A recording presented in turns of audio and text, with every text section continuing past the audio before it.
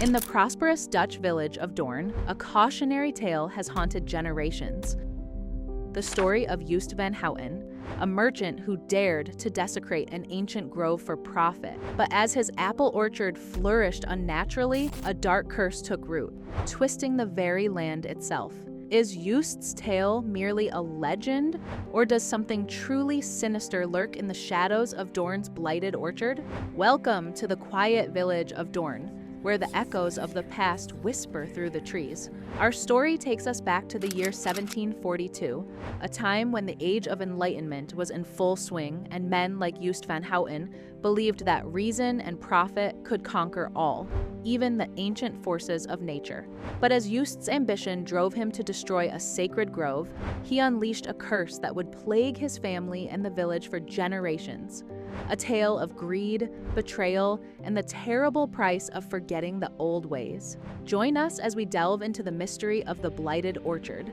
But beware, for those who tread too carelessly in the realm of the wild folk may find themselves lost in a labyrinth of consequences. The day Eust van Houten first set foot in the ancient grove, the air itself seemed to still. Towering oaks and slender birches stood sentinel, their leaves whispering secrets in a language older than time. But Eust, a man of the new age, saw only timber and profit. "This land is wasted on superstition," he declared, running a hand over the rough bark of an ancient oak.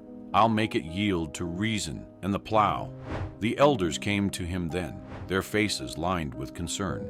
They spoke of the wild folk, the nature spirits who had guarded the grove since before the first stone of Dorne was laid. But Eust dismissed their warnings with a wave of his hand. "I'll not be swayed by peasant tales," he scoffed. "This land is mine, and it will work for its master." For 7 days and nights, the sound of axes echoed through the grove. Ancient trunks groaned and fell, their branches reaching desperately for the sky. The villagers huddled in their homes, crossing themselves. On the final night, as the last sacred tree crashed to the ground, an eerie silence descended. Then, from the depths of the ruined grove, a sound of grief so profound, it pierced the hearts of all who heard it. In the shadows of the stumps, ethereal lights flickered. The wild folk, their ancient dance, now a lament. At first it seemed that Eust's gamble had paid off. His newly planted apple trees grew with unnatural speed, their branches heavy with fruit mere weeks after planting. But with the first bite, the curse made itself known. Those who tasted the fruit were plagued by nightmares, visions of the destroyed grove, the weight of centuries of trust betrayed. Children woke screaming, speaking of whispering roots and accusations from the earth itself. As the seasons turned, the orchard's strangeness only grew. The trees seemed to move of their own accord, their branches twisting into eerie patterns. Sap flowed like blood from pruning wounds, and the apples began to rot on the branch, their decaying flesh forming grotesque faces. Eust's family suffered the worst. His children fell ill with mysterious fevers, while his wife, Maria, was consumed by a madness that drove her to wander the orchard at night, whispering of the tree's cries for justice. Scholars and priests alike were consulted, but none could break the curse. It was as if the very land itself had risen up in judgment, a living testament to the consequences of greed and disrespect. As the years passed, the orchard's reputation grew. Locals began to avoid it. A once proud man, reduced to a shadow haunted by the weight of his own folly. It was on the longest night of the year, in the depths of a howling winter storm, that Eust made his final stand. Armed with the same axe that had felled the sacred grove, he ventured into the heart of his blighted orchard, determined to end the curse. What transpired that night remains a mystery. Come morning, the villagers found Eust's axe embedded in the stump of the grove's oldest tree. Of Eust himself, there was no sign. Some say the wild folk claimed him, dragging him into their realm. Others whisper that he wanders still among the twisted trees, a ghostly figure, forever seeking the forgiveness he will never find. Perhaps, in that final confrontation, Eust came to understand the true nature of the pact he had broken, a sacred trust between the land and those who depend upon it. In the end, the Blighted Orchard stands as a testament to the enduring power of that ancient bond. The land remembers even when men forget, and those who would seek to master the natural world would do well to remember the fate of Eust van Houten. For in Dorne, the mushroom circles still bloom where the sacred trees once stood.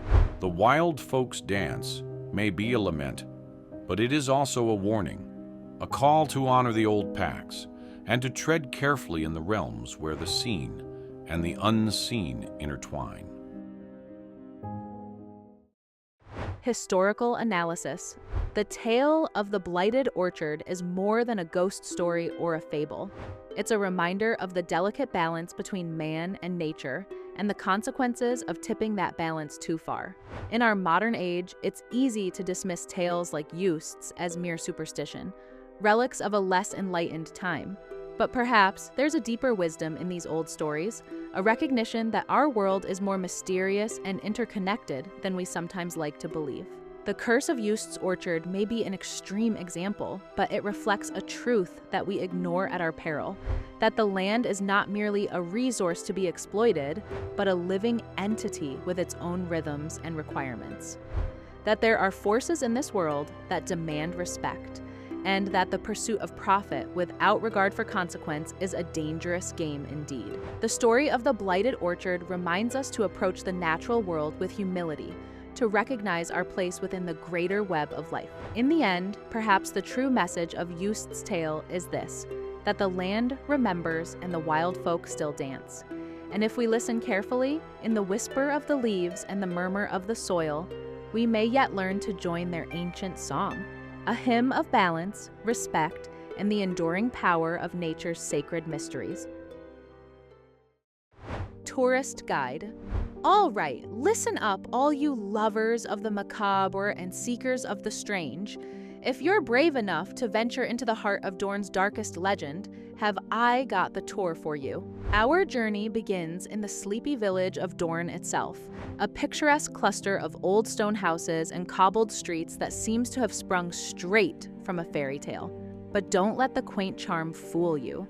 This is a place with a haunted history. From Dorne, we'll trek out to the site of Eust van Houten's infamous orchard. The land may lie fallow now, but you can still feel the weight of its dark legacy. Walk among the twisted remnants of Eust's apple trees, their gnarled branches reaching out like tortured souls, and keep your eyes peeled for the mushroom circles, those eerie fungal patterns that mark where the sacred grove once stood. You might even catch a glimpse of the wild folk themselves. Locals say they still appear on certain moonlit nights, their spectral forms weaving between the trees in a dance of lament. But be warned, to intrude upon their ghostly revels is to risk becoming part of their eternal dance. Of course, no Blighted Orchard tour would be complete without a taste of Dorne's famous apple brandy. Brewed from apples grown in the surrounding orchards, don't worry, not Eust's, it's said to have a flavor that's hauntingly complex, with just a hint of the otherworldly. As you sip your spirit, take a moment to ponder the lessons of Eust's folly, a stark reminder of the dangers of disrespecting the old ways. For in the end, it's only by remembering the past that we can hope to build a future in balance with the ancient rhythms of the land. And what better way to honor that legacy than by letting ourselves be swept up in the timeless dance of story and myth, even if only for a little while.